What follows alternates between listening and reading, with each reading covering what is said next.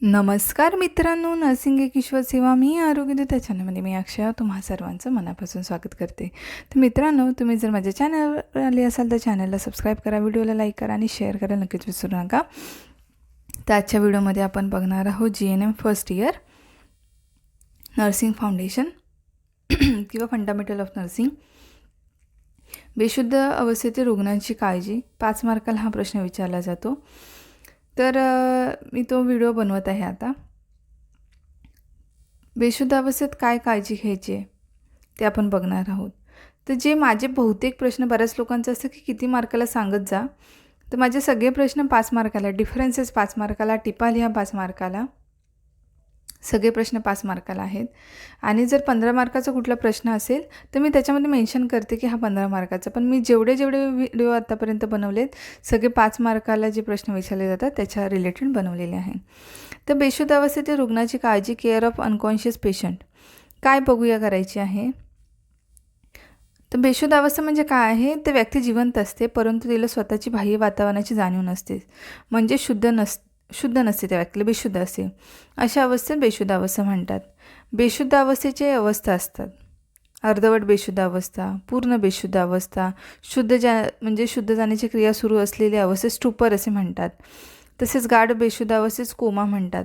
ठीक आहे, कोमा ही बेशुद्ध अवस्थेचीच एक ही आहे, अवस्था आहे. ठीक आहे, म्हणजे अर्धवट बेशुद्ध, सेमी कॉन्शियस, पूर्ण बेशुद्ध अवस्था, अनकॉन्शियस वगैरे अशा प्रकारे. त्यानंतर आता ह्याच्यामध्ये काय परिचर्या आपल्याला घ्यायची आहे, विशेष परिचर्या काय करायची. मी जास्त डिटेल्समध्ये जात, फक्त परिचर्या करायच्या. काय परिचर्या कराल तुम्ही, म्हणजे इथे की तुम्ही रुग्णाची काय काळजी घ्याल किंवा परिचर्या आपण बघूया. कारण खूपच मोठा आहे, तुम्हाला 5 मार्काला प्रश्न लिहायचा आहे. तर आपण काय काळजी घेऊया ते बघूया. तर विशेष परिचर्या आहे. अशा रुग्णामध्ये परिचर्या फार महत्त्वाची ठरते. बेशुद्ध आहेत रुग्ण, चालू फिरू शकत नाही आहे, तर अशा रुग्णामध्ये परिचर्या फार महत्त्वाची ठरते. ज्यावेळेस रुग्ण बेशुद्ध अवस्थेत असतो त्यावेळेस परिचर्येमुळेच रुग्णाचे कित्येक धोक्यापासून संरक्षण होते. रुग्ण जेव्हा बेशुद्ध अवस्थेत असतो तर परिचर्येमुळेच आपण जी केअर करतो त्याच्यामुळेच त्यांचे कित्येक म्हणजे आजारापासून संरक्षण होते. बेशुद्ध अवस्थेमुळे रुग्णाची जीभ पिवळी पडल्यामुळे ती मागे घशात अडकून रुग्ण गुदमरण्याची शक्यता असते. तेव्हा असे होऊन रुग्ण दगावू नये म्हणून त्याच्या श्वसनाचा मार्ग जास्तीत जास्त स्वच्छ व मोकळा ठेवावा. यासाठी रुग्णाचे अर्धवट पालथे झोपवून मान एका बाजूस वळवावी, म्हणजे जीभ घशात अडकणार नाही. यासाठी काय करायचं, तर रुग्णास अर्धवट पालथं झोपवायचं आहे, मान एका बाजूस वळवायची आहे, म्हणजे जीभ घशात अडकणार नाही. आणि तोंडातील सर्व स्राव गुरुत्वाकर्षणाने बाहेर येतील. म्हणजे काय, तर यासाठी जो बेशुद्ध अवस्थेत रुग्ण आहे त्याला काय करायचं, अर्धवट पालथं झोपवून मान एका बाजूस वळवायची आहे, म्हणजे जीभ घशात अडकणार नाही आणि तोंडातले स्राव गुरुत्वाकर्षणाने बाहेर येतील. आवश्यकतेनुसार एअरवे, टंग फॉर्सेसचा वापर करावा. जीभ आता टंग फॉल होते, रुग्ण कॉन्शियस नाही, टंग फॉल होते, मग त्याच्याने काय होतं, टंग फॉल झालं तर मग एअरवेचा वापर करायचा. एअरवे असतो अशा पद्धतीचा एअरवे असतो. ठीक आहे, त्याचे नंबर्स असतात एअरवेचे, अशा पद्धतीचा एअरवे असतो. इथे मोठा हे असतो, ही बाहेर ही जी साईट आहे ती आतमध्ये राहते आणि ही थ्रोटमध्ये म्हणजे घशामध्ये घातली जाते एअरवेची. किंवा टंग फॉर्सेसचा वापर केला जातो. एअरवेचे पण प्रकार असतात, 2 नंबर 3 नंबर असे एअरवेज असतात, ते वेटनुसार वापरले जातात. ते एअरवे टंग फॉर्सेसचा वापर करावा. तसेच सिक्रेशनमुळे जर श्वसनाचा त्रास होत असेल तर सक्शन मशीनचा वापर करून तोंड घसा स्वच्छ ठेवायचा. सिक्रेशन्स जास्त असतील तर श्वसनाचा त्रास होत असेल तर मग सक्शन मशीन असते जी आपल्या ती घशामध्ये घातली जाते आणि जे म्युकस असतात किंवा सिक्रेशन असतात ते काय होतं, सक्शन खेचून घेतं आणि घसा स्वच्छ ठेवायला मदत होते. आता रुग्णामध्ये निलंगावस्था दिसते. आता ह्याच्यामध्ये रुग्णामध्ये निलंगावस्था दिसते का, सायनोसिस दिसतं का, याचे निरीक्षण करावे. निलंगावस्था आढळल्यास ताबडतोब म्हणजे जर इमर्जंटली आपल्याला ऑक्सिजन इनहेलेशन सुरू करायचं आहे. रुग्ण शुद्धीवर येईपर्यंत दर तासाने त्याचं तापनाडी श्वसन TPR बघायचं आहे. TPRचं फुल फॉर्म माहिती असेल, टेम्परेचर, पल्स आणि रेस्पिरेशन म्हणजे TPR बघायचं आहे, नोंद ठेवायची आहे. डॉक्टरी आदेशाप्रमाणे तातडीने द्यावायची औषधे व इंजेक्शन ताबडतोब द्यावीत. रुग्णास चांगली पट्ट्याची कॉट कठड्यासहित असलेली द्यायची आहे, त्यामुळे बेशुद्ध अवस्थेत रुग्ण पडण्याची शक्यता राहत नाही. तसेच या कॉटला आतील बाजूने उशा लावाव्यात, म्हणजे जास्त हालचाली झाल्यामुळे किंवा आकडे आल्यामुळे इजा होणार नाही. मलमूत्रावर ताबा नसतो, म्हणजे शयावर होण्यासाठी असणारे दाब, घर्षण आणि ओलाव ही तिन्ही कारणे या रुग्णामध्ये एकत्रित असल्यामुळे त्या शयावर म्हणजे बेडसोर होण्याची दाट शक्यता असते. मलमूत्र म्हणजे मोशन, युरिन कॉन्शियस नाही आहेत, तर त्यांचा तो कंट्रोल नाही आहे त्याच्यावरती, मग ह्याच्यामुळे काय होतं, बेडसोर म्हणजे शयावरून होण्याची शक्यता असते. ओलावा असतो, त्याच्यामध्ये दाब शरीराचा पडतो, घर्षण होत असतं, याच्यामुळे बेडसोर होऊ शकतो. तर त्याची दाट शक्यता असते, ती टाळण्यासाठी म्हणून पहिल्या दिवसापासून खबरदारी घेणे आवश्यक आहे.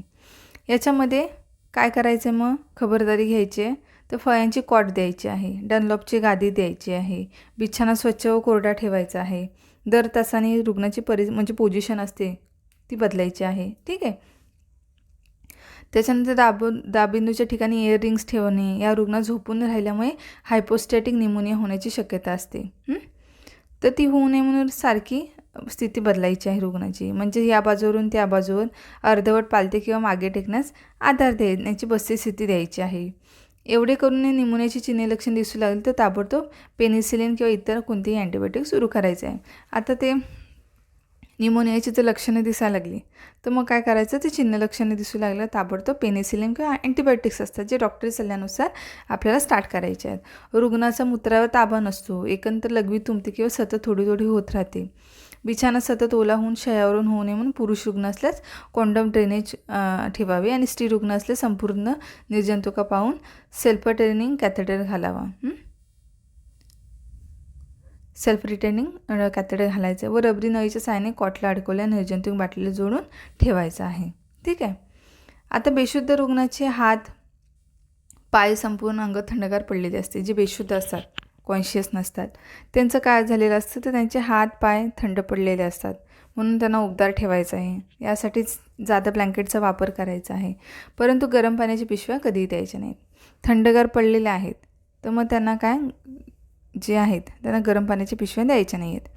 रुग्ण शुद्धीवर येत आहे की नाही, आणखी गाठ बेशुद्धवर जात आहे, यासाठी दर अर्ध्या तासाने निरीक्षण करायचं. आता रुग्ण शुद्धीवर येते की नाही हे पण आपल्याला बघायचं आहे, की म्हणजे आपल्याला दर अर्ध्या तासाने त्याचं निरीक्षण ऑब्झर्वेशन करायचं आहे. हाक मारून, चिमटा काढून, डोळ्याच्या बुबुलावर प्रकाशाचा परिणाम बघायचा आहे आपल्याला.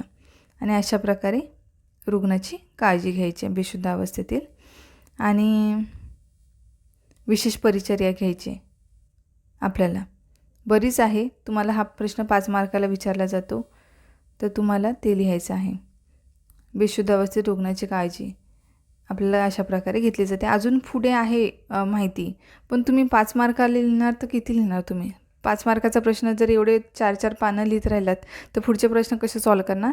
तर अशा प्रकारे तुम्ही जर चिमटा काढून डोळ्यांच्या बुबुळाचा प्रकाशाचा परिणाम बघायचा आहे आणि अशा प्रकारे मग रुग्णाची काळजी घ्यायची आहे. ठीक आहे. हा प्रश्न 5 मार्काला GNM फर्स्ट इयर नर्सिंग फाउंडेशनमध्ये विचारला जातो, कंपल्सरी विचारला जातो. तर अशा प्रकारे होता हा आजचा व्हिडिओ. लवकर भेटू आपण पुढच्या व्हिडिओमध्ये. तोपर्यंत अभ्यास करायचा आहे, स्टडी करा, काळजी घ्या. त्याच्यानंतर काय क्वेरी असेल तर कमेंट करा, तशी नवनवीन व्हिडिओ बनवायला मी सुरुवात करते.